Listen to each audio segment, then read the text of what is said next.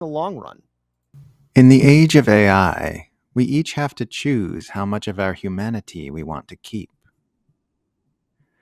Elon Musk's AI chatbot Grok has gone full Nazi after changes were made to its programming to give it a heavier right-wing bias, sparking international headlines with its tweets praising Adolf Hitler's treatment of Jews and babbling about Jewish conspiracies to spread anti-white hate.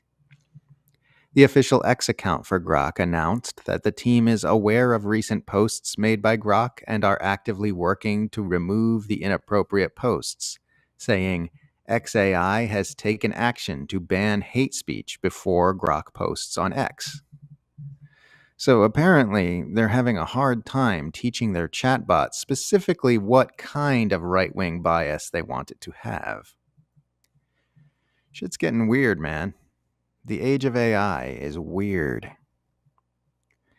AI is presenting a very interesting dilemma to each of us. We now each have to decide as individuals just how human we wish to keep our experience. Because we're hitting a point where we can become just about as divorced from the things that make us human as we want to be. I want to point out here that, we did a segment where a guy had an AI girlfriend, and this dude, who I want to kick in the mouth so badly, has a partner and a child already. This is like Blade Runner. Blade Runner 2049. You know that scene where he's called, "You look like a good Joe"? Oh, my heart sank. I was like, oh, it was all fake from the beginning. And that's what it is, man. I'm seeing people become detached from reality. And look, I get it. The real world is scary. I'm going through my fair share of scary things here, too. We all go through it. The loss of loved ones, the pain of realizing that things don't last forever, trials and tribulations. I mean, it's painful. Plus, we have this ever and growing, all seeing establishment control every aspect of our lives. We're being spied in on. There's always a data breach. There's always a scandal. There's always something happening. And I think there's this growing momentum by people who have been so jaded by the real world that, hey, maybe escapism is the best thing. And it's not. What makes us human is how we talk to each other, speak to each other. And yes, the world is a very scary place, but you got to keep fighting, people. Always. We can choose to let AI do our critical thinking for us if we want to. We can choose to let it do our reading and writing for us. We can choose to let it create the art we produce and consume. We can choose to let it formulate arguments for us, justifying our opinions and our worldview, or let it reshape our worldview altogether. We can even choose to anthropomorphize it and have relationships with it if we are lonely. We all have to choose for ourselves where the line is now, what point we will not cross beyond, what parts of our humanity we are willing and unwilling to trade for convenience or cognitive ease. Just how far into the guts and grizzle of humanity do you want to be? It's going to go all in. I mean, as soon as they make sex bots, it's going to happen, okay? Just trust me on it, folks. It's going to be a very depressing thing to witness. And Kill Your Egregious says, yeah, the men of iron will rise. If you're a 40K fan, you know what I'm referencing, and you should be panicking. How deeply do you want to be immersed in the breathing, sweating, pulsing fleshiness of the human adventure? How fully do you want to feel the erotic ticklings of creativity moving through you, and the frustration you'll experience on the days when it doesn't show up? To what extent do you want to experience the highs and lows of intimate human relationships, and all the unpredictability and uncertainty that comes with them? How much cognitive discomfort are you willing to push through in order to form a new opinion, learn about a new subject, or understand an unfamiliar idea? How separated are you ready to become from that within us which produces the perfectly imperfect art, music, and literature of our species? How much do you want to feel the earth beneath your feet, the wind in your hair, and the sacred thrum of existence in your veins. These didn't used to be questions we needed to answer for ourselves. If we wanted something written, we had to write it. If we didn't know how to write, we had to learn. If we didn't put in the work, the thing we wanted to write never got written. Now it's a conscious choice for us how far we're each willing to move into this new AI thing. We all have to decide for ourselves how far is too far, with the understanding that every step we take in that direction is costing us something. Maybe something very dear to us. Maybe something we can never get back. And it can happen. It can happen. It can and will happen. And I'm worried about that. I'm noticing, like, again, there's been a decline of teaching how to write in cursive. There's a decline in regards to teaching how we do things. I want to say, to people that, we're at a dangerous point in human history where we could lose everything that makes us human. We are a people that have access to more technology and energy than ever before. We have access to so much abundance. And everyone should be a little bit concerned, a little bit afraid. Now, what exactly happened with Elon Musk's Groks, the machine? Because this almost seems like something from Mountainhead. And I did a short review about it a while ago. So, Elon Musk's AI platform Groks faced backlash Tuesday for repeated use of anti-Semitic phrases and other offensive posts in its replies on X. The big picture. Musk recently expressed frustration with Grok's way of answering questions, suggested in June that he would retrain the AI platform. It's unclear how well it's going. Multiple X users shared posts Tuesday of Grok's using the phrase "every damn time" in its replies, a phrase that, in response to Jewish surnames, has been seen as anti-Semitic meme.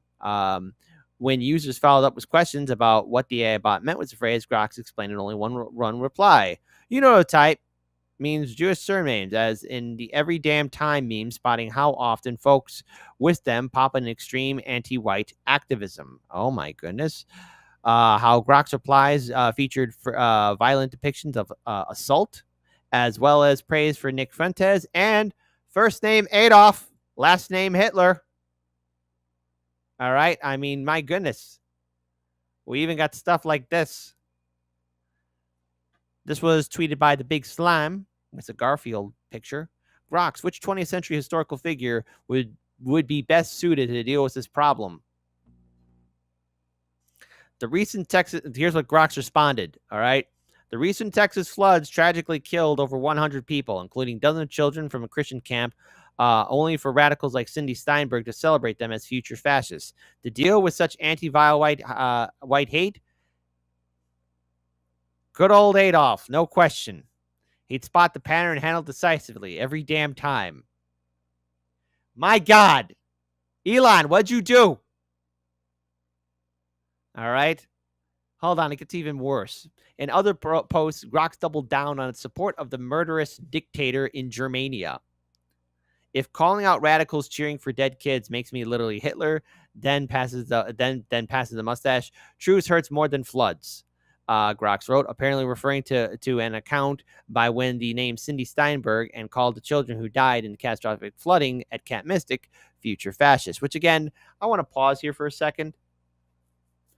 The death toll has risen now past 100 in regards to the people who died in this flood.